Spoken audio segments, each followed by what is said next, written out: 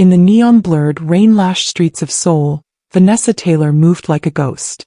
To the late-night travelers and the exhausted salarymen she served, she was invisible.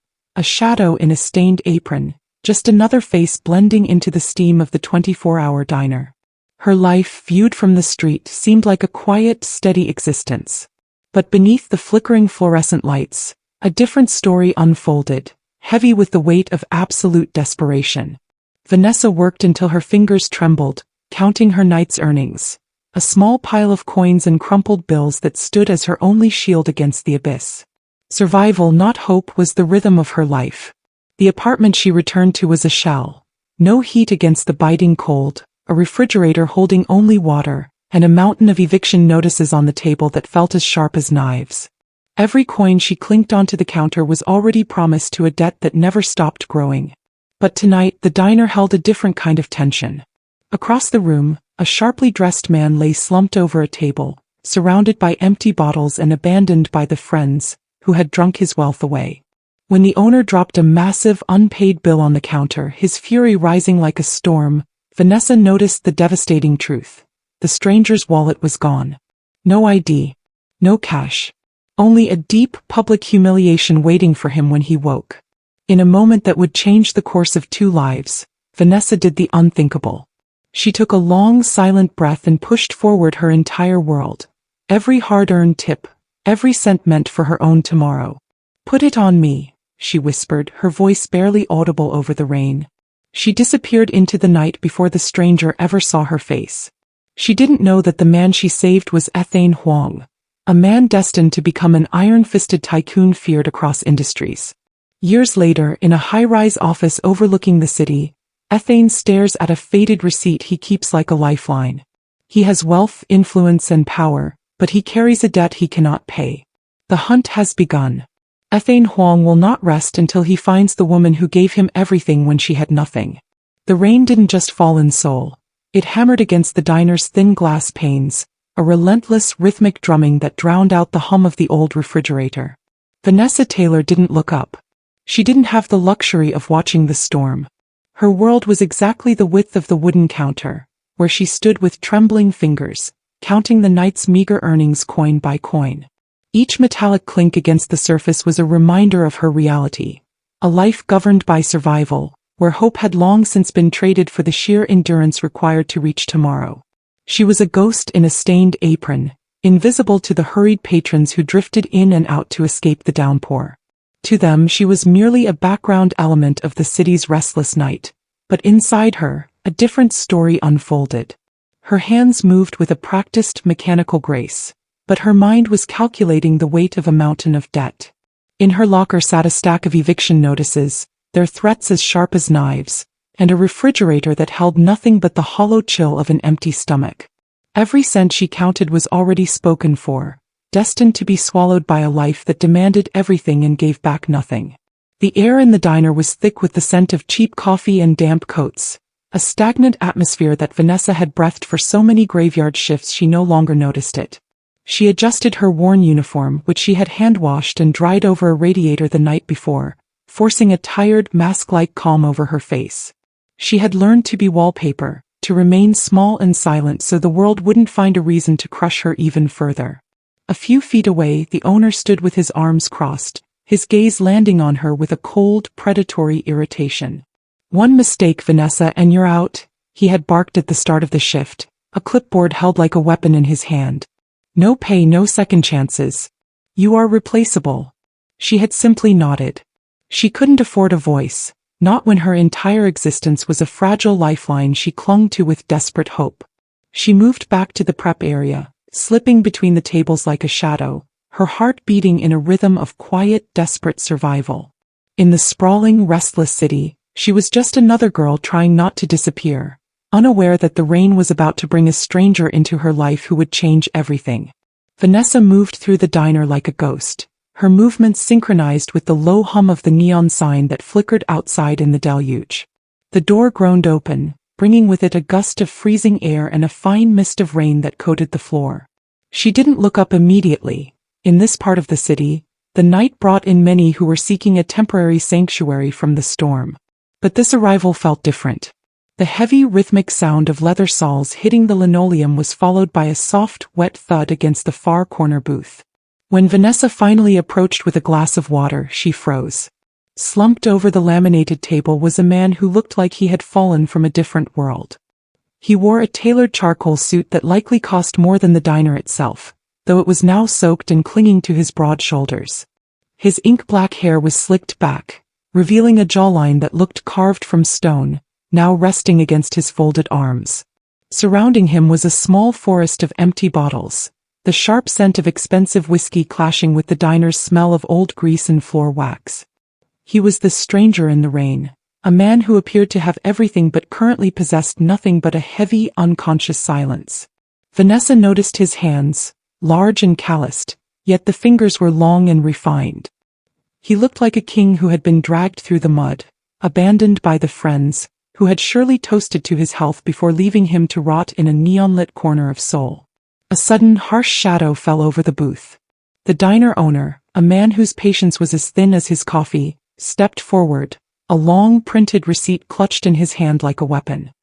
He slammed the massive unpaid bill onto the table next to the stranger's head, the sound echoing like a gunshot through the empty diner. "Wake him up," the owner barked, his voice dripping with irritation. "This tab is $400. I'm not running a charity for drunks in silk suits." Vanesa reached out, her fingers hovering near the stranger's shoulder, but she stopped when she saw the truth. The man's jacket was torn slightly at the pocket.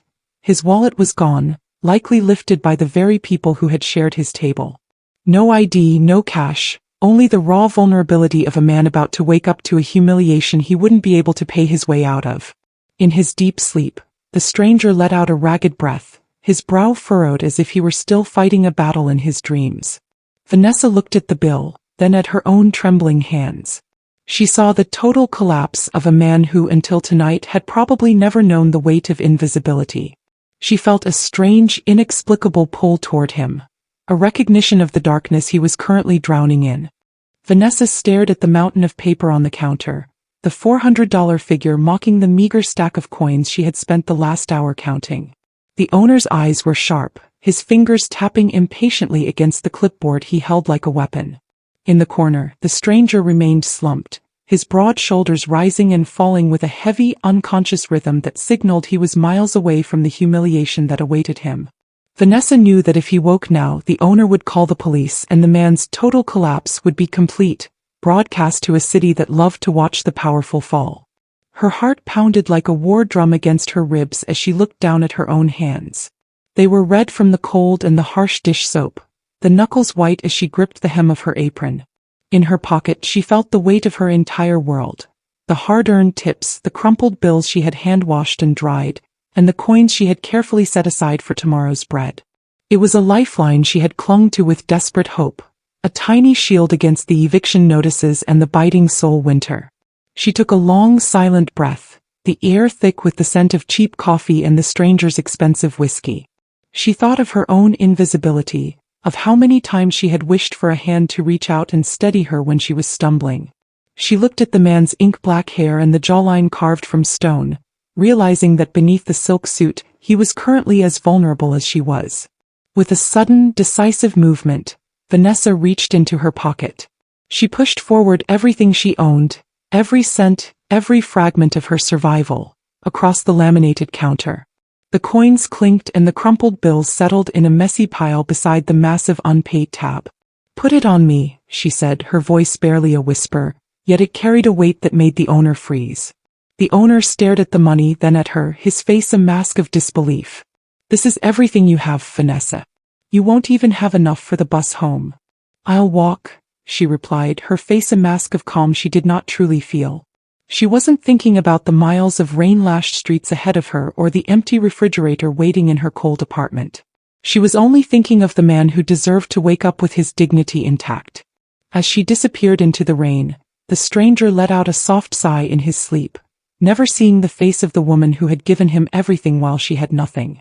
She was once again a ghost in the city, but tonight she left behind a faded receipt that would one day become a lifeline for a tycoon. The heavy glass door of the diner clicked shut behind Vanesa, instantly swallowing the warmth of the greasy kitchen and replacing it with the biting, iron-scented air of a Seoul midnight. She stood on the sidewalk for a moment, her thin coat quickly darkening as it drank in the rain. In her pockets, her hands found only lint and the smooth, cold lining where her survival had once rested. She had nothing left, no coins for the bus, no bills for the heater, not even a single cent for the bread she would need when she woke. As she stepped away from the neon glow of the windows, the fog began to roll in from the Han River, thick and spectral, wrapping around the skyscrapers like a burial shroud. Vanesa moved into it, becoming a shadow among shadows, her footsteps silent on the slick pavement. The physical hunger in her stomach was a dull, familiar ache, but it was the weight of her choice that made her legs feel heavy, as if she were wading through deep water. She had chosen a stranger's dignity over her own safety, and as the diner faded into the mist, she felt her connection to the visible world snapping. She walked through the narrow alleys of the Mapo district, where the streetlights hummed with a sick yellow light. Every few blocks she had to stop to catch her breath, her trembling fingers tucked into her armpits for warmth. She was disappearing into the fog, a girl who had intentionally erased herself to save a man who would never know her name. To the city, she was just another ghost of the graveyard shift, but to the silence of the night, she was a testament to a humanity that poverty could not kill. Miles away, her cold, damp apartment waited, a shell of a home where the eviction notices sat on the table like knives. She knew the landlord would come again in 3 days, and this time she would have no silver to offer. Yet as the fog grew so dense she could no longer see her own feet, a strange, hollow peace settled over her. She had done the right thing in a world that only valued the easy choice. Behind her, the stranger remained in his deep, whiskey-soaked sleep, protected by a faded receipt and the sacrifice of a girl the world had forgotten. Vanesa Tailor did not look back. She simply kept walking until the mist swallowed her completely, leaving behind nothing but the fading echo of her breath in the frozen air. 5 years passed with the brutal, unrelenting speed of a landslide, burying the memory of that rain-lashed diner beneath a mountain of steel and glass. The man who had once been slumped over a laminated table, robbed and abandoned, was gone. In his place stood Ethane Hwang, a name now spoken with a mixture of reverence and terror across the high-rise boardrooms of Seoul. He had become the Iron Tycoon, a powerful business leader whose rise to dominance was as precise and merciless as a blade. Feared across industries, he moved through the world with a cold, impenetrable mask, his eyes like polished flint, showing no trace of the vulnerability that had nearly consumed him. His office on the top floor of the Hwang Holdings building was a fortress of absolute control. Massive windows stretched from the floor to the soaring ceiling, overlooking a Manhattan-like skyline of glowing lights that he had effectively conquered. Everything about his life was now defined by opulence and order. The tailored black suits that cost more than a year of a waitress's wages, the broad-shouldered silhouette that commanded every room, and the silence that followed his every word. He was no longer a man who could be invisible. His presence was an irresistible force, a black hole that pulled all attention toward itself. Yet deep within the center of his empire, tucked away in a private high-security drawer, sat a small black velvet box. Inside was not a jewel or a secret document, but a piece of paper so fragile it seemed as if it could shatter with a single breath. It was the faded, ink-stained receipt from that Tuesday night, the only physical proof that his total collapse had actually happened. To Ethane, it was more than just a memory, it was a lifeline. It was the reminder of the night he had been human, and of the girl who had saved his soul when his own world had turned to ash. He often stood by his window, a glass of expensive whiskey in his hand that he rarely drank, staring out at the restless city below. He had spent years building a kingdom, but the weight of an unpayable debt of gratitude felt heavier than any corporate merger. The woman who had nothing yet gave him everything was still out there, lost in the fog of the past. His wealth and influence were now merely tools for a new, singular purpose. The hunt had begun, and the Iron Tycoon was determined to find the ghost who had taught him that even in the darkness, there is goodness worth protecting. Within the private sanctum of Ethane Hwang's office, the atmosphere was one of silent, obsessive reverence.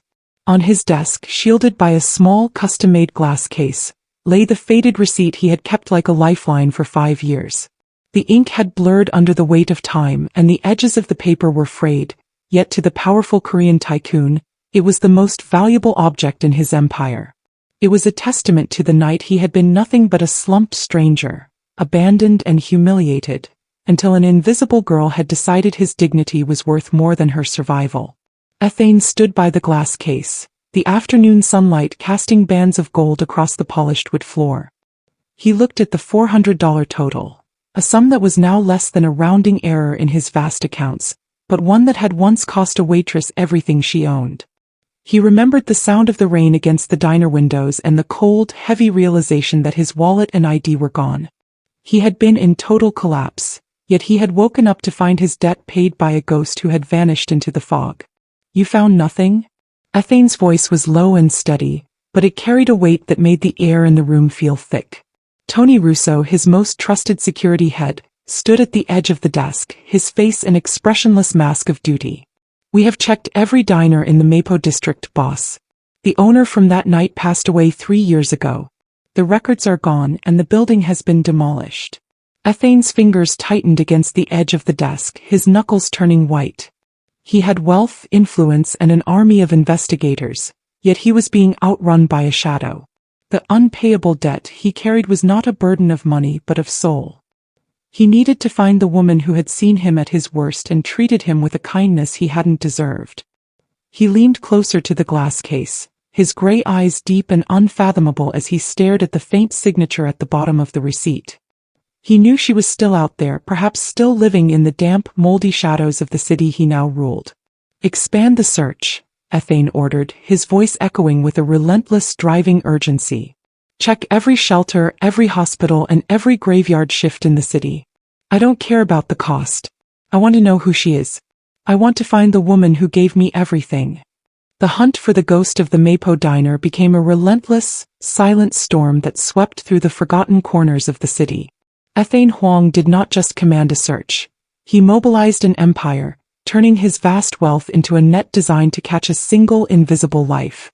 In his high-rise office, the air remained thick with a driving, urgent tension as reports from private investigators, street informants, and data analysts began to flood in. He stood by the window, his silhouette dark against the blue sky of a Seoul afternoon, watching the restless city below. He knew Vanesa was down there somewhere, buried beneath the hurried crowds and the gray concrete. To the world she was nobody, but to him she was the person who had redefined the meaning of power. Every time he looked at the faded receipt in its glass case, he felt the unpayable debt of gratitude weighing on his chest, a reminder that his current opulence was built on her absolute sacrifice. Tony Russo moved through the city's shadows with the precision of a predator. He visited the damp, moldy alleys where the scent of yesterday's fears still lingered, showing Vanesa's blurred image to those who lived on the margins. He searched the registers of homeless shelters and the backroom logs of 24-hour convenience stores, looking for a woman who had spent years mastering the art of remaining unseen. "She doesn't want to be found," Tony reported one evening, his voice low and steady. "She's like a shadow that's learned to blend into the darkness." Ethane didn't turn around, his gaze fixed on the glowing horizon. "Then we will bring the light to her," he replied, his gray eyes burning with a fire that would consume any obstacle. He authorized $1 million bounty for any information that could lead to her, a move that sent ripples through the underworld and the slums alike. He wasn't just looking for a waitress. He was hunting for the soul he had lost in the rain. As the search intensified, Ethane felt a strange confusion rising inside him. He had spent his life learning to be hard and ruthless to survive, yet this hunt was making him vulnerable. He was a tycoon who could move markets with a nod, yet he was powerless until he could look into the eyes of the woman who had told him without a word that he was worth saving. The hunt was no longer just a mission. It was his only path back to being human. The hunt for the invisible girl became a journey through a labyrinth of disappointment and dead ends.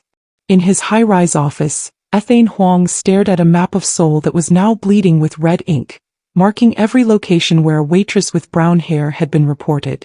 Each lead promised a resolution to the unpayable debt he carried, yet each one dissolved into nothingness the moment Tony Russo's team arrived to verify it. The driving, urgent tension that had fueled the search was beginning to fray into a cold, quiet frustration that settled over the Iron Tycoon, like a second skin. Ethane found himself drawn to the dark alleys of the city, the places where the neon lights failed to reach and the scent of yesterday's fears hung thick in the stagnant air. He moved through these shadows not as a powerful tycoon, but as a man haunted by a ghost. He visited forgotten diners where the steam from the kitchens smelled of old grease, looking for the practiced mechanical grace he remembered from that rain-lashed Tuesday. But the faces he found were not hers. They were merely other shadows, other invisible people trying to survive in a world that had no room for them. Another false lead in Incheon, Tony reported, his voice low and steady as he stepped into the office. The woman was a former server, but the timeline doesn't match. She wasn't in the city 5 years ago. Ethane didn't move from the window. His gray eyes remained fixed on the restless city, which felt more like a fortress designed to hide her than a kingdom he ruled. She is intentional, Tony, Ethane murmured, his voice deeper than usual. She isn't just lost. She has mastered the art of blending into the background. He realized then that Vanesa Tailor wasn't running from him. She was simply existing in a world where being noticed was a danger she couldn't afford. The search led them down increasingly desperate paths, back alley clinics, shelters with rusted pipes and leaking water, and narrow streets where the streetlights hummed with a sick yellow glow. Each dark alley was a testament to the life Vanesa had likely been living while he had been building his empire. The contrast between his current opulence and the grim reality of these leads made the unpayable debt feel heavier with every passing hour. He was a man who could move mountains, yet he was being defeated by the silence of a woman who had given him everything and asked for nothing in return. The hunt continued, not for a person, but for a soul that seemed to have vanished into the very fog that had once protected him. In the deep, neglected veins of the city, Vanesa Tailor had mastered the art of existing without being seen. While the Iron Tycoon searched the high-rise boardrooms and neon-lit boulevards, Vanesa moved through a world of gray concrete and damp shadows, her life a repetitive cycle of invisible labor. She had spent the last 5 years drifting between 24-hour convenience stores and back-alley kitchens, taking the graveyard shifts that no one else wanted, her face always blending into the background of the sprawling, restless city. Her secret life was one of calculated minimalism. She lived in a cramped, windowless room where the scent of yesterday's fears hung thick in the air, a space where the walls seemed to hold the echoes of her mother's rattling cough. Every day was a battle against the mountain of bills and the threats of eviction that remained as sharp as knives, forcing her to live on the razor's edge of survival. She had learned to cut the mold from stale bread and drink water to quiet the ache in her stomach, her existence reduced to a quiet mechanical endurance. She wore a faded hand-washed uniform that felt like a second skin, a suit of armor for a woman who had taught herself to bow her head and remain small. In the mirrors of the train stations she saw a stranger, a woman whose eyes were deep and unfathomable, carrying the weight of a sacrifice that the world had long since forgotten. She never spoke unless spoken to, becoming wallpaper in the very city she navigated through, her silence heavier than any scream. Sometimes, in the quietest hours of her shift, Vanesa would look at her hands, reddened by harsh soap and the winter chill, and remember the night she had pushed her last coins across a laminated counter. She didn't know the name of the man she had saved, but she remembered the total collapse in his gray eyes and the way his presence had felt like an irresistible force even in his defeat. She often wondered if he had survived the storm, never imagining that the Iron Tycoon was currently tearing the city apart to find her. To Vanesa, the sacrifice wasn't a tragedy. It was the only thing that made her feel human in a world that treated her like an ant to be crushed. She had traded her future for a stranger's dignity, and though she was wasting away on a damp bed in the shadows, she carried a clean conscience that wealth could never buy. She remained a ghost, unaware that the fog was finally beginning to lift, and the relentless hunt was closing in on the corner of the world she had tried so hard to hide in. The moment of recognition did not happen in a palace of glass or a high-rise boardroom, but in the stagnant, sulfur-scented air of a basement laundry service near the city's industrial edge. Ethane Hwang stood at the top of the rusted stairs, his broad-shouldered silhouette cutting through the harsh fluorescent light like a dark omen. He had spent years chasing a ghost through the restless city, but as his gray eyes swept the damp, crowded room, the air in his lungs suddenly felt as thick as stone. There, tucked away in the furthest corner, stood a woman whose face was half hidden by the steam of an industrial press. She moved with a practiced mechanical grace, a rhythm of invisible labor he had seen in his dreams every night since that rain-lashed Tuesday. Vanesa Tailor did not look up. She was used to being wallpaper, just another girl trying to survive, her face blending into the background of a world that had forgotten her. But even from a distance, Ethane recognized the way she held her shoulders. Tense, guarded, carrying the weight of a lifetime of being told to bow her head. He descended the stairs, each step heavy and deliberate against the concrete. The other workers froze, sensing the arrival of an irresistible force. But Vanesa remained focused on her work, her trembling fingers smoothing out the fabric of a stranger's shirt. It wasn't until Ethane's shadow fell across her station, cold and impenetrable, that she finally raised her head. The world seemed to stop. Vanesa looked up, and for the first time in 5 years, her eyes met his. Those gray eyes, once deep with the fog of total collapse, were now sharp as flint and burning with an ancient, unpayable debt. Recognition hit her like a physical blow, a sudden heart failure of the soul. She didn't see the iron tycoon or the powerful billionaire. She saw the slumped stranger from the diner, the man she had traded her survival to save. Era Winters? Ethane's voice was a low, steady rumble that seemed to vibrate through the floorboards. No, she whispered, her voice barely a breath, her first instinct still to hide, to disappear into the shadows where it was safe. But Ethane reached into his tailored jacket and pulled out a small glass case. Inside was the faded, ink-stained receipt, the lifeline he had clung to through the years of his rise. He didn't need words. The piece of paper spoke for him, a testament to the night she had given him everything when she had nothing. Vanesa's knees weakened, the heat of the steam press suddenly replaced by a trembling chill. In that freezing basement, the invisible girl was finally seen, and the iron tycoon finally found the piece of himself he had left behind in the rain. The moment of recognition was complete, a collision of worlds that changed the air in the room forever. The silence in the basement was absolute, a heavy, suffocating pressure that made the industrial fans sound like distant thunder. Ethane Hwang did not move. He stood before Vanesa with the stillness of a man who had finally reached the end of a long, treacherous journey. His gray eyes, usually as sharp and cold as flint, were now softened by a vulnerability that no one in the corporate world had ever been permitted to see. He looked at her bruised, weary face and the thin, hand-washed uniform she wore, and the unpayable debt he carried seemed to pulse in the air between them. "I've been looking for you," he said, his voice a low, steady rumble that broke the quiet like a vow. Vanesa stepped back, her hand instinctively rising to the collar of her apron as if to shield herself. The words felt like a dream she wasn't allowed to have. To her, she was still just a ghost, an invisible girl from a rain-lashed diner who had traded her survival for a stranger's dignity. She had expected the world to forget her, to swallow her whole in its restless, indifferent fog. Yet here was the most powerful man she had ever seen, a tycoon who moved like an irresistible force, claiming he had spent years searching for someone the rest of the city had stepped over. "Why?" she whispered, her voice barely a breath, trembling with the fear that this was a mocking fate. "I'm just a waitress. I'm nothing." Ethane moved one step closer, his silhouette dark and imposing against the harsh fluorescent lights. Yet his gesture was one of profound respect.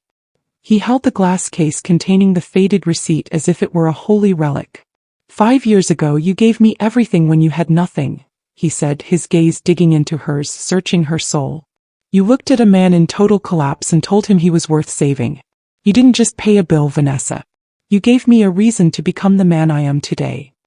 He saw the flicker of recognition in her eyes, the moment she realized he wasn't there to demand anything, but to reclaim a debt of soul. He reached out, his large, calloused hand hovering near hers, not to touch but to offer a lifeline. "I didn't hunt you down to say thank you," he added, his voice thickening with an ancient, deep-seated emotion. "I came to tell you that your days of being invisible are over. I've been looking for you because my empire, my wealth, and my life are meaningless unless the person who saved them is standing by my side." In that freezing basement, Vanesa felt the walls of her secret, lonely life beginning to crumble. The debt was being reclaimed, not in silver or gold, but in the shattering realization that she was no longer alone in the dark. Vanesa took another step back, her heels hitting the edge of a rusted laundry cart as if she were trying to merge into the very steam and shadows of the basement. The presence of Ethane Hwang was an irresistible force, a sun suddenly appearing in her frozen, windowless world, and the sheer heat of it terrified her. She looked at the tailored suit, the powerful silhouette, and the way the light caught the sharp jawline of the man she had once seen slumped in defeat. To him, this was a debt reclaimed. To her, it was a threat to the only thing she had left, her invisibility. "I can't," she whispered, her voice cracking like dry parchment. "Please just go. You shouldn't be here. People like you don't belong in places like this." Ethane's brow furrowed, his gray eyes digging into her with a mixture of confusion and pain. "Vanessa, look around you. The pipes are leaking, the air is stagnant, and you are wasting away for a wage that won't even buy you a tomorrow. I have the power to change everything in a single second. I have the best doctors for your exhaustion, a clean home, a life where you never have to count coins again." "And what would I be then?" she flared, a sudden hot spark of anger cutting through her fear. "A charity case? A souvenir of the night you hit rock bottom?" She gripped the edge of the steam press so hard her knuckles turned white. For 5 years she had survived on the pride of her sacrifice. She had taught herself that her value lay in her ability to endure the unendurable without asking for a hand. If she accepted his wealth now, it felt as though she were selling the one act of pure, selfless humanity she had ever performed. She didn't want a reward. She wanted the world to let her keep the dignity of her struggle. She looked at the faded receipt in the glass case. "That night, I didn't pay that bill because I wanted a tycoon to find me years later and hand me a fortune. I did it because it was the right thing to do. If I take your money now, it turns that moment into a transaction. I won't let you do that to the only memory that keeps me human." Ethane stood motionless, the iron tycoon, silenced by the raw honesty of a woman who had nothing. He realized then that his wealth was a blunt instrument against her spirit.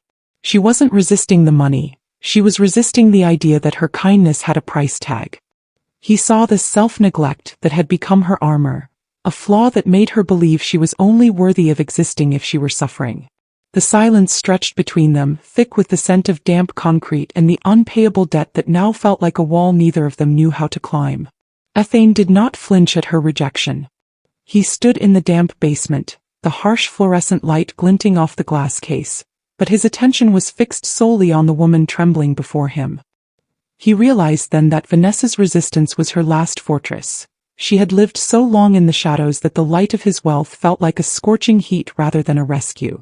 She didn't want his money because to her, the money was a wall that would separate her from the only thing she still owned, the purity of her sacrifice. He took a slow, deliberate breath, his broad shoulders dropping as the iron mask of the tycoon began to crack.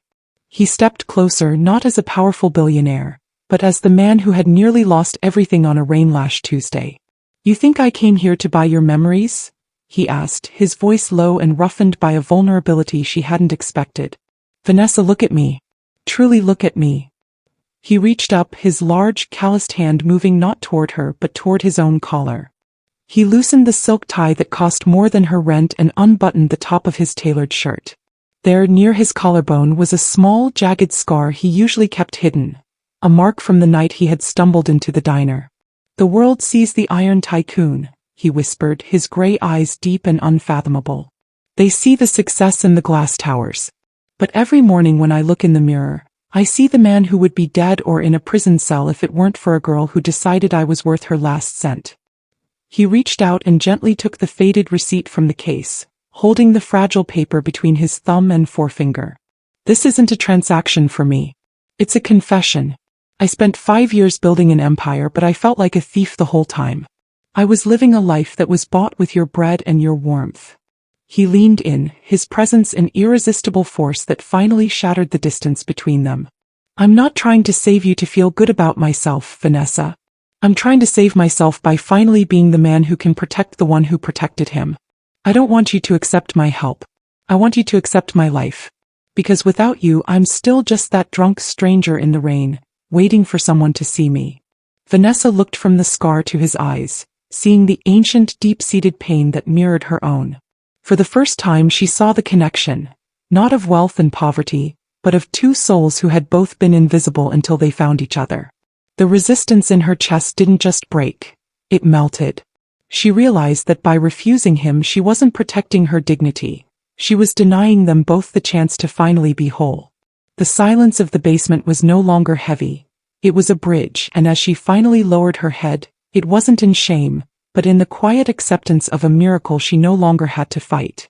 The transition from the shadows of the basement to the summit of the empire was not a journey of miles, but of a soul finally coming home. Months later, Vanesa Tailor stood on the private terrace of the Salvatore Holdings building, the late afternoon sun painting the Manhattan skyline in shades of bruised purple and molten gold. She was no longer a ghost blending into the background of a rain-lashed diner. She was a woman whose presence commanded the very air around her. Clad in a tailored suit of soft ivory, she looked out over the city that had once tried to swallow her whole, realizing that the invisible girl from the Bronx had finally found a world where she was seen. Beside her, Ethane Hwang stood with his back to the city, his gray eyes fixed solely on her. The iron mask of the tycoon had not disappeared, but it had softened into something human, a transformation that had begun the moment she pushed her last coins across a laminated counter. He had kept his promise. He had moved her mother into a private wing of the city's best hospital and ensured her brother Ethane was enrolled in a prestigious school where his silence was treated as a gift, not a burden. The mountain of bills, and scent of yesterday's fears, had been replaced by the quiet hum of security and the scent of blooming jasmine from the rooftop garden. "You're thinking about the diner," Ethane said, his voice a low, steady rumble that no longer carried the weight of a debt, but the warmth of a partnership. Vanesa smiled, a genuine expression that reached her eyes for the first time in years. "I'm thinking about how the rain that night felt like the end of the world. I didn't know it was actually the beginning." She looked down at her hands, once reddened by harsh soap and the winter chill, now resting elegantly against the marble railing. She had become the director of the Salvatore Foundation, using Ethane's vast resources to find other invisible people, ensuring that no one else would have to choose between their dignity and their survival. She wasn't his trophy or a souvenir of his rock bottom. She was his conscience, the one person who knew that the true measure of an empire was not in its height, but in the mercy it showed to those at its feet. Ethane reached out, his large, calloused hand covering hers. It was a connection born from darkness and sacrifice, a love that had shone brighter than any light in the city that never sleeps. As the sun dipped below the horizon, they stood together, a tycoon who had found his soul and a waitress who had found her power. The faded receipt was no longer a lifeline they clung to in the dark. It was a testament to the fact that when you give everything away, the universe has a way of bringing it back 1,000 times over. After the storm, the sky had finally cleared, and for Vanesa and Ethane, the miracle was only just beginning.